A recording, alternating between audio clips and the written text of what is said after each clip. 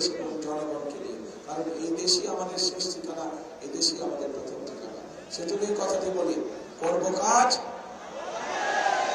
করবো কাজ, কিভাবে করবো কাজ, সবার আগে পিছনে, সবার আগে এই দেশ কারো কোনো একটি দলের না, এই দেশ কারো ব্যক্তিগত না, এই দেশের লক্ষ কোটি মানুষের দেশ। এই দেশের মানুষ, এই দেশের মালিক, এই দেশের কোটি জনগণ। কাজে সবার আগে বাংলাদেশ। আসুন, আমাদের আগামী দিনের রাজনীতি হবে মানুষের ভাগ্য পরিবর্তনের রাজনীতি, আগামী দিনের রাজনীতি হবে দেশের উন্নয়নের রাজনীতি। আল্লাহ হাফেজ। বাংলাদেশ জিন্দাবাদ, বাংলাদেশ জাতীয়তাবাদী দল জিন্দাবাদ।